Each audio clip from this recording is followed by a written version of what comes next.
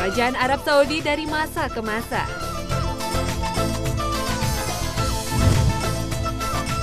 Pemain bola muslim di klub Eropa.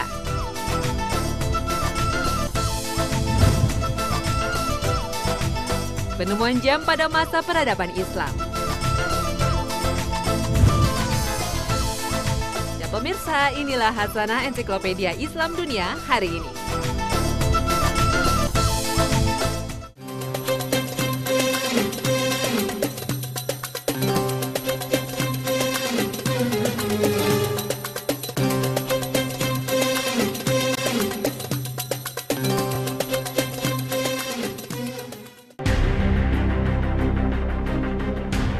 Assalamualaikum warahmatullahi wabarakatuh. Selamat pagi pemirsa Trans 7. Hasanah Ensiklopedia Islam Dunia pagi ini kembali hadir untuk melengkapi hasanah pengetahuan Islam Dunia ke hadapan Anda.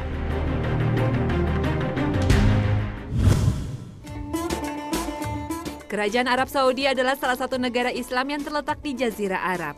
Negara ini berbatasan langsung dengan Laut Merah dan Teluk Persia, serta bersebelahan dengan negara-negara Jazirah Arab lainnya seperti Yordania, Irak, Kuwait, Oman, Yaman, dan Uni Emirat Arab. Arab Saudi terkenal sebagai negara kelahiran Nabi Muhammad SAW. Disinilah agama Islam tumbuh dan berkembang dengan pesatnya. Pada benderanya pun terdapat dua kalimat syahadat yang berarti tidak ada Tuhan yang pantas untuk disembah selain Allah dan Nabi Muhammad adalah utusannya. Secara resmi, Arab Saudi memperingati kemerdekaannya pada tanggal 23 September. Pada tahun 1932, Abdul Aziz bin Abdurrahman As-Saud yang juga dikenal dengan sebutan Ibnu Saud memproklamirkan berdirinya Kerajaan Saudi Arabia atau Al-Mamlakah Al-Arabiyah As-Suudiyah. Abdul Aziz pada saat itu berhasil menyatukan dinastinya, menguasai Riyadh, Najd, Ha, Asir, dan Hijaz. Abdul Aziz juga berhasil mempolitisasi pemahaman Wahabi untuk mendukung kekuatan politiknya. Abdul Aziz kemudian menjadi raja pertama di Kerajaan Arab Saudi. Dengan demikian dapat dipahami nama Saudi berasal dari nama keluarga Raja Abdul Aziz As-Saud. Sejak awal, dinasti Saud secara terbuka telah mengumumkan dukungannya dan mengadopsi penuh ide Wahabi yang dicetuskan oleh Syekh Muhammad bin Abdul Wahab. Ajaran ini kemudian dikenal dengan Gerakan Wahabi. Dukungan ini kemudian menjadi kekuatan baru bagi dinasti Saud untuk melakukan perlawanan terhadap khilafah Islamiyah. Pemerintahan Saudi bermula dari bagian tengah semenanjung Jazirah Arab, yakni pada tahun 1750 ketika Muhammad bin Saud bersama dengan Muhammad bin Abdul Wahab bekerja sama untuk memurnikan agama Islam. Juangan mereka kemudian dilanjutkan oleh Abdul Aziz Al-Saud dengan menyatukan seluruh wilayah Hijaz yang dulu dikuasai oleh Syarif Hussein dengan Najd. Akar sejarah Kerajaan Arab Saudi bermula sejak abad ke-12 Hijriah atau abad ke-18 Masehi. Ketika itu di jantung Jazirah Arabia, tepatnya di wilayah Najd, lahirlah negara Saudi pertama yang didirikan oleh Imam Muhammad bin Saud di Adiriyah. Ketika itu di jantung Jazirah Arabia, tepatnya di wilayah Najd, lahirlah negara Saudi pertama yang didirikan oleh Imam Muhammad bin Saud di Adiriyah yang terletak di sebelah barat laut kota Riyadh. Kekuasaannya meliputi hampir sebagian besar wilayah Jazirah Arabia. Negara ini memikul tanggung jawab dakwah menuju kemurnian tauhid kepada Allah Tabaraka wa Ta'ala, mencegah perilaku bid'ah, dan kembali kepada ajaran para salaf saleh dengan berpegang teguh kepada dasar-dasar agama Islam yang lurus. Pada saat itu, Raja Abdul Aziz berhasil mengembalikan kejayaan kerajaan para pendahulunya. Hal ini terjadi ketika beliau merebut kembali kota Riyadh yang merupakan ibu kota bersejarah kerajaan ini. Semenjak itulah Raja Abdul Aziz mulai bekerja dengan membangun dan mewujudkan kesatuan sebuah wilayah terbesar dalam sejarah Arab modern. Beliau akhirnya berhasil mengembalikan suasana keamanan dan ketenteraman ke bagian terbesar wilayah Jazirah Arabia. Raja Abdul Aziz juga menyatukan seluruh wilayahnya yang luas ke dalam sebuah negara modern yang kuat yang dikenal dengan nama Kerajaan Arab Saudi. Raja Abdul Aziz Al-Saud menegaskan kembali komitmen pendahulunya untuk selalu berpegang teguh pada prinsip-prinsip syariah Islam, menebar keamanan dan ketenteraman ke seluruh penjuru negeri kerajaan yang sangat luas. Ia juga memiliki tugas mengamankan perjalanan haji ke Baitullah, memberikan perhatian kepada ilmu dan para ulama, serta membangun hubungan luar negeri untuk merealisasikan tujuan-tujuan solidaritas Islam. Selain itu, ia juga memperkuat tali persaudaraan di antara seluruh bangsa Arab dan kaum muslimin, serta sikap saling memahami dan menghormati dengan seluruh masyarakat dunia. Di atas prinsip inilah, para putra beliau sesudahnya mengikuti jejak langkahnya dalam memimpin kerajaan Arab Saudi.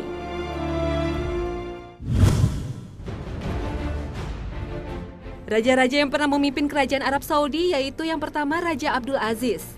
Beliau sekaligus pendiri dari kerajaan Arab Saudi. Abdul Aziz memerintah kerajaan Arab Saudi sejak tahun 1932 hingga 1953. Yang kedua adalah Raja Saud, putra Raja Abdul Aziz. Saud memerintah kerajaan Arab Saudi sejak tahun 1953 hingga 1964. Setelah 11 tahun memerintah kerajaan Arab Saudi, kekuasaannya sebagai raja diambil alih oleh saudaranya yaitu putra mahkota Faisal.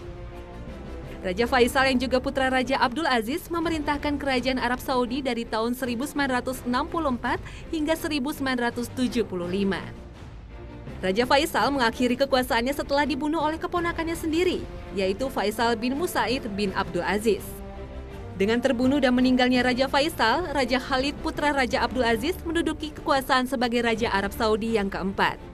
Selama memerintah dari tahun 1975 hingga 1982, Raja Khalid pun diberitakan meninggal karena serangan jantung. Raja kelima penerus titah kerajaan Arab Saudi adalah Raja Fahd, yang juga masih putra Raja Abdul Aziz. Raja Fahd memegang kekuasaan kerajaan Arab Saudi cukup lama, yaitu selama 23 tahun sejak tahun 1982 hingga tahun 2005. Raja Fahd meninggal karena sakit radang paru di usia tua. Penerus kekuasaan kerajaan Arab Saudi yang keenam adalah Raja Abdullah yang juga putra Raja Abdul Aziz 2005. Raja Abdullah menjabat sebagai raja sejak 2005 hingga sekarang. Raja Abdullah sejauh ini dikenal sebagai sosok yang mengedepankan kepentingan kemajuan dan pembangunan berkelanjutan di negerinya, serta memberi perhatian besar pada upaya mewujudkan perdamaian di Timur Tengah. Ketika Raja Abdullah terkena penyakit hernia, para dokter kerajaan memintanya beristirahat. Di samping itu, baru saja putra mahkota Arab Saudi Nayef bin Abdul Aziz meninggal dunia. Calon pengganti Raja Saudi Abdullah bin Abdul Aziz itu meninggal pada tanggal 16 Juni 2012 lalu di Jenewa, Swiss akibat kanker usus yang dideritanya.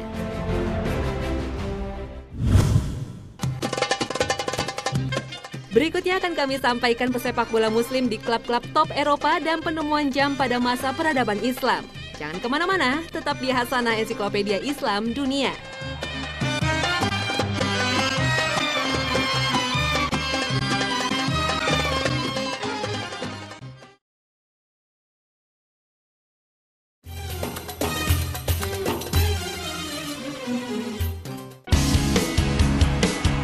Pemain sepak bola muslim yang berlaga di liga-liga Eropa menjadi minoritas di benua biru. Karena itu, mereka acap kali harus mempertahankan keyakinannya di tengah budaya glamor yang berbeda dengan ajaran yang dianutnya. Meski bermain di liga top Eropa, banyak pesepak bola muslim yang tetap beribadah. Mereka juga hidup sesuai dengan ajaran Islam. Hal itu menjadi kunci rahasia kenapa jarang dari mereka yang kehidupan pribadinya diberitakan atau muncul di acara gosip televisi. Pengamalan ajaran Islam diakui oleh para pemain muslim itu, hingga membuat permainan mereka di lapangan cenderung stabil. Mereka dapat terus menjaga emosi selama 90 menit dalam pertandingan. Berikut beberapa profil pesepak bola muslim yang merumput di Eropa. Yang pertama adalah Ibrahim Afellay. Pemain yang memperkuat Barcelona ini memiliki identitas muslim yang cukup jelas, baik secara fisik maupun tingkah laku. Dia memiliki wajah khas Jazirah Arab dan berkepribadian santun. Mantan gelandang serang Eindhoven ini dianggap sebagai salah satu pemain berbakat dalam persepakbolaan Belanda. Ia pernah memperoleh penghargaan sebagai pemain terbaik Eredivisie Liga Belanda pada musim 2007 hingga 2008. Ibrahim Afellay terpilih sebagai Muslim Fathet Har atau Muslim teladan di Belanda. Kini Afellay berpotensi menjadi pemain masa depan timnas Oranje. Penghargaan sebagai Muslim teladan di Belanda ini tidak diberikan pada sembarangan orang. Sejumlah ulama besar juga masuk dalam nominasi Muslim Fathet Har. Afellay dipilih karena usianya yang masih muda. Diharapkan Afellay mampu membangun citra Muslim taat di kalangan remaja. Dalam kesehariannya, Afellay memang dikenal sebagai seorang anak yang soleh. Di setiap bulan suci Ramadan tiba, ia tetap berpuasa di samping kesibukannya merumput di lapangan hijau. Afellay pernah bertutur, "Saya berpegang pada keyakinan saya secara taat. Tidak masalah betapa sulitnya ini. It gives me a good feeling." Aveley juga berpendapat agama tetap nomor satu, bahkan melebihi sepak bola. Dengan berpegang teguh pada agama, ia berharap bisa mendapatkan hasil terbaik dalam karirnya. Kendati ada fatwa para ulama di Jerman yang membolehkan para pesepak bola muslim profesional tak berpuasa selama Ramadan, ternyata tak menyurutkan keteguhan hati Ibrahim Aveley. Striker Barcelona ini tetap teguh pada prinsipnya untuk menahan haus dan lapar dalam kondisi apapun. Bagi pria turunan Maroko kelahiran Utrecht, Belanda, 2 April 1986 ini bukan alasan untuk berhenti berpuasa selama bertanding, apalagi berlatih. Keteguhan iman yang sungguh patut diacungi jempol. Dan hebatnya lagi, di musim 2001 hingga 2012 lalu, sekalipun berpuasa, ia tetap bisa menunjukkan performa hebat dalam setiap pertandingan. Dalam catatan media setempat, ia pernah berkata, "Saya tahu dan yakini kenapa harus tetap berpuasa. Tak ada seorang pun yang memaksaku untuk berpuasa. Ini keinginan yang timbul dari diri sendiri. Di bulan Ramadan seberat apapun latihan atau pertandingannya membuatku tetap merasa kuat. Itulah yang akan menjadi hari kemenanganku. Perjuanganku insya Allah akan mendapat pahala yang setimpal dari Allah Subhanahu wa Ta'ala." Menurut Aveley, itulah kebahagiaan tertinggi dari seorang Muslim. Pesepak Muslim klub Eropa berikutnya adalah Franck Ribéry. Sang kreator serangan timnas Prancis yang memiliki ciri goresan luka di wajahnya ini adalah mu'alaf. Ia memeluk Islam setelah meminang istrinya yang keturunan Prancis Aljazair. Setelah menjadi mu'alaf, ia pun menambahkan nama Bilal di tengah namanya menjadi Franck Bilal Ribéry. Sebagai Muslim, Ribéry menerapkan ajaran Muhammad SAW itu dalam kehidupan sehari-harinya. Ribéry semakin menjadi idaman pendukungnya setelah berkata di media setempat, "Saya berdoa 5 kali sehari. Saya melakukannya karena itu memungkinkan saya untuk dilepaskan dan saya merasa lebih baik setelahnya." Ucapannya itu menjadikan dia sebagai Muslim yang taat sebab ia tidak pernah untuk lupa berdoa setiap kali menjelang pertandingan dimulai. Pemain sayap Bayern Munchen ini dikenal sebagai pribadi yang santun, rendah hati dan rajin melaksanakan sholat 5 waktu, dimanapun dan pada kondisi apapun berada. Bagi penggemar sepak bola dunia tentu sudah tak asing dengan nama Franck Ribéry, gelandang serang asal Prancis yang kini bermain di klub raksasa Bundesliga Jerman, Bayern Munchen. Ribéry berpendapat Islam adalah sumber kekuatan dan keselamatan. Dirinya mengalami kehidupan yang cukup keras dan harus menemukan sesuatu yang membawanya pada keselamatan. Akhirnya Franck Bilal Ribéry pun menemukan Islam. Kata Ribéry, Islam adalah sumber kekuatannya di dalam dan di luar lapangan sepak bola. Ribéry pun tersorot publik tengah menengadahkan tangan sebelum pertandingan dimulai.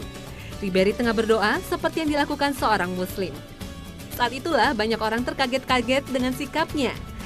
Namun berkat kecemerlangannya dalam bermain bola, publik pun tak menghiraukan perilaku dan kebiasaan Ribéry sebagai seorang Muslim yang taat.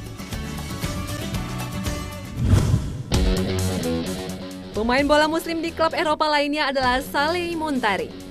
Saat ini dia berstatus sebagai pemain pinjaman klub AC Milan dari Inter Milan. Gelandang timnas Geraha ini merupakan sosok pemain Muslim yang rajin menjalankan perintah agama Islam. Sebagai contoh, ketika Serie A Liga Italia bergulir di bulan Ramadan tahun lalu, dia lebih memilih tetap berpuasa daripada membatalkannya. Pelatih Inter kala itu, Jose Mourinho, pernah mengingatkannya agar ia tidak berpuasa. Namun Montari tetap pada pendiriannya, dan terbukti penampilannya di lapangan tidak menurun hanya gara-gara berpuasa. Di lapangan aksinya pun cukup memukau. Kiper klub Chievo Stefano Sorrentino mengakui bahwa tendangan roket Saleh Montari yang membobol gawangnya saat dikalahkan AC Milan 1-0 hampir mustahil dihentikan. Lewat aksi memukau Montari itulah AC Milan meraih kemenangan di kandang Chievo April lalu.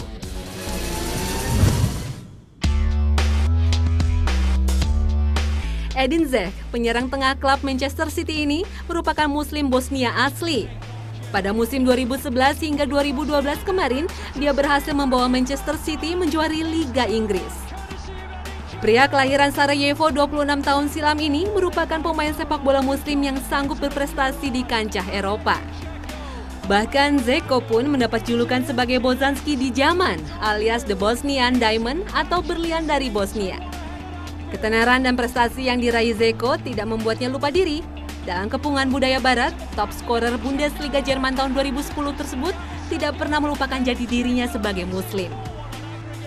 Didikan orang tuanya yang mengajarkannya untuk menjalankan ajaran Islam tidak pernah dilupakan Zeko. Segala nafas hidupnya bersentikan Islam dan dibawanya hingga ke lapangan. Seperti ia kerap sekali terlihat berdoa di pinggir lapangan sebelum bertanding.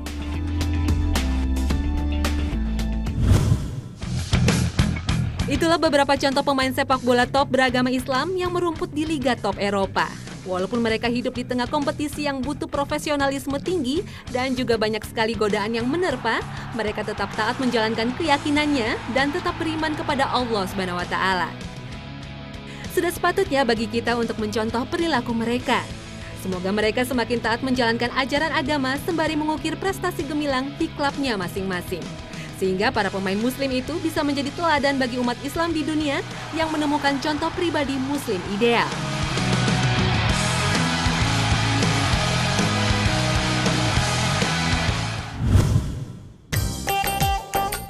Islam adalah agama yang mengajarkan pentingnya menghormati dan menggunakan waktu secara optimal.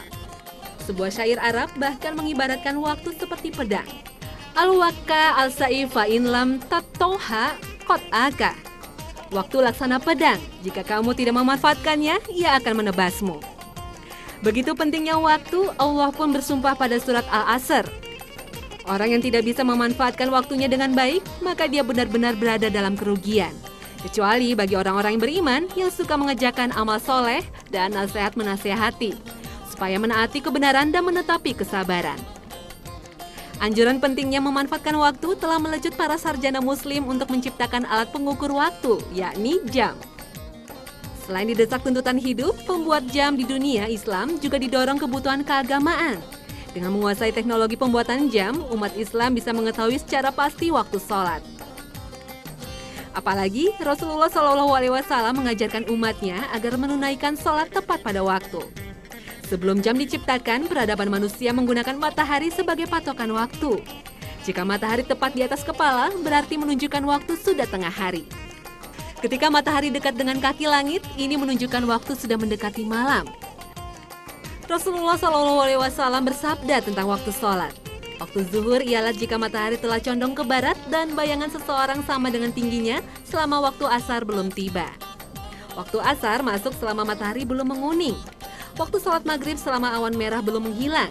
Waktu sholat isya hingga tengah malam dan waktu sholat subuh semenjak terbitnya fajar hingga matahari belum terbit.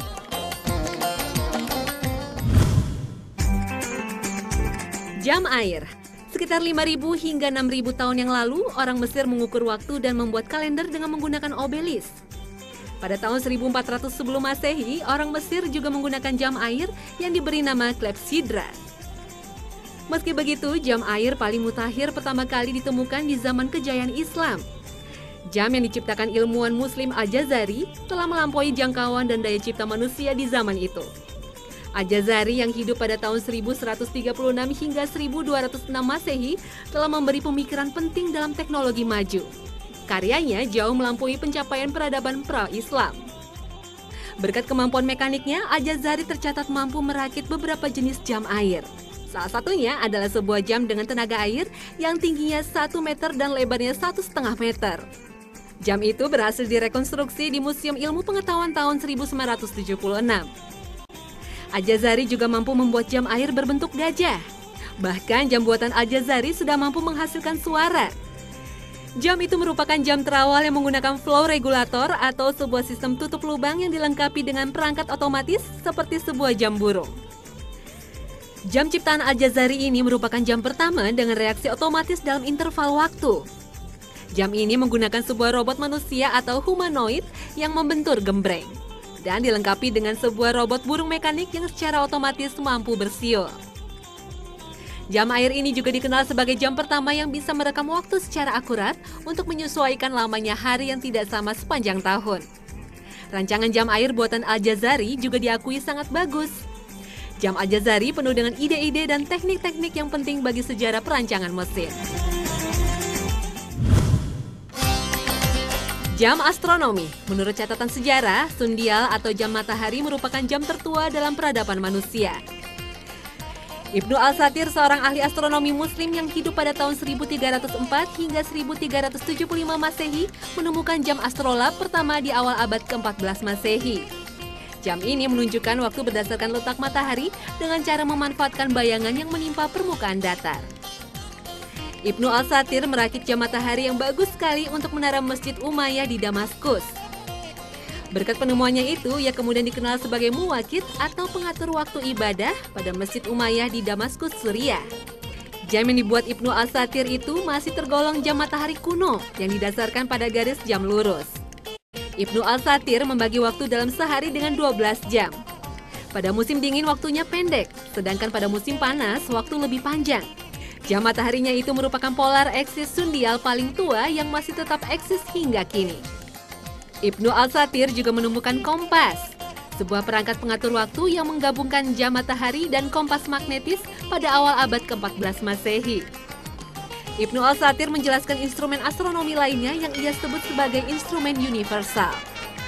Penemuan Al-Satir ini kemudian dikembangkan seorang astronomer dan rekayawasan legendaris di era kekhalifahan Turki Utsmani, Taqi Al-Din.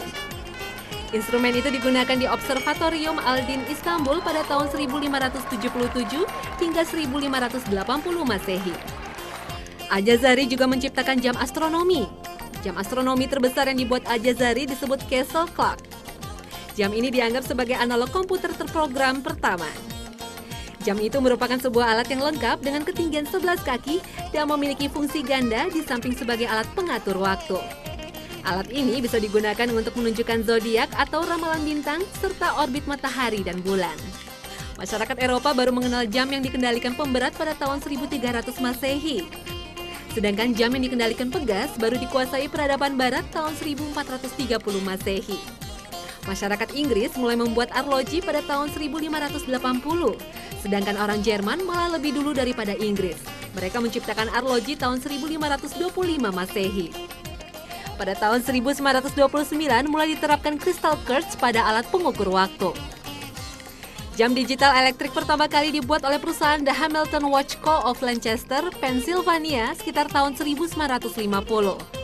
Setelah itu, mulailah bermunculan beberapa merek dan model jam tangan hingga saat ini.